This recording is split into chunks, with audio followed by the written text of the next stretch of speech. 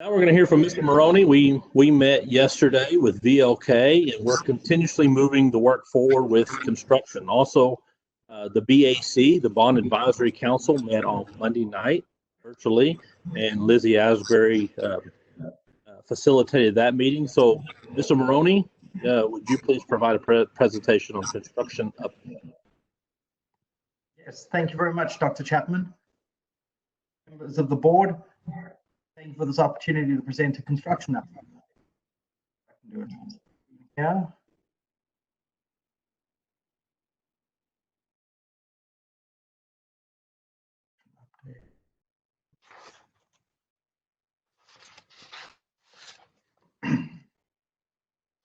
All right.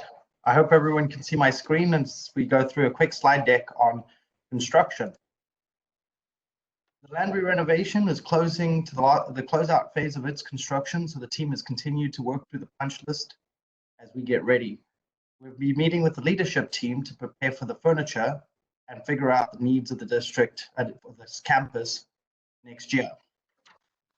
As you can see, we have 2 large collaboration spaces and 6 small collaboration spaces, as well as the gallery space to add furniture to.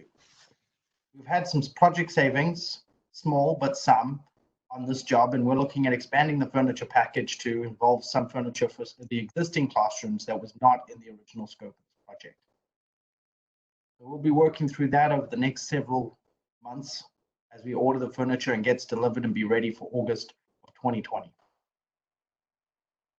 Here's an example of the small collaboration space and the large collaboration space.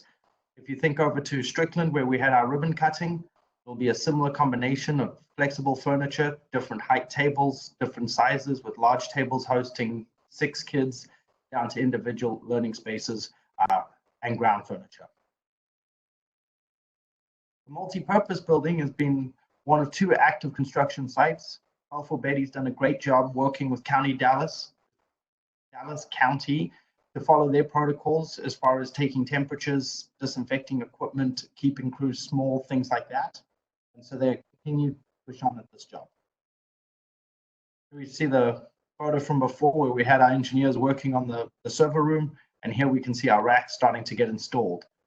So this will be the new house for all the data for CFB. As well, over in the tech area, the new break room the finishes are coming along. You can start to see as things take shape with the cabinets going in, the countertops, light fixtures. This is the area that's furthest along and very exciting to see it take shape. Another part of the tech offices was a small warehouse. This would house sensitive materials like laptops and technology, as well as testing materials and some curriculum items.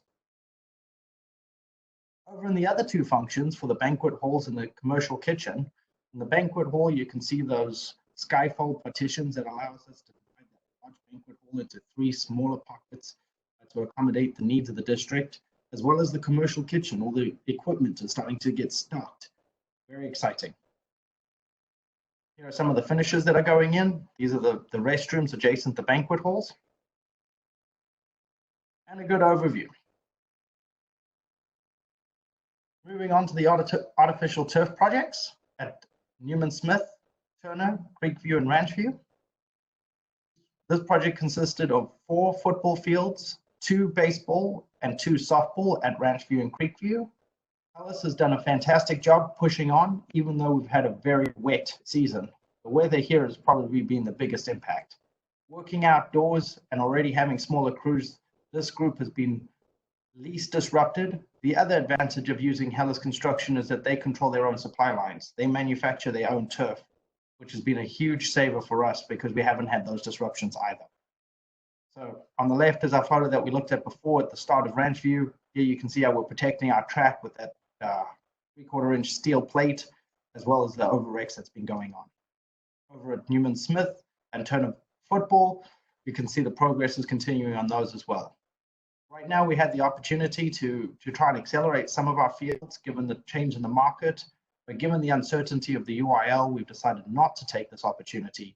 So we will keep our schedule, do the football fields first, working through till 4th of July, then move on to the baseball fields, and then the softball fields at Ranchview and Creekview, finishing the project all out in November of 2020.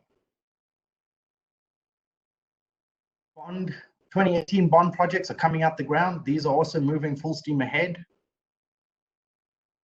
As well, sorry, this is the overview. Sorry, the 2018 bond overview is split into 3 series. The first one is in design, and with construction scheduled to start May of 2020. We've already started design work on series 2, which we'll see later.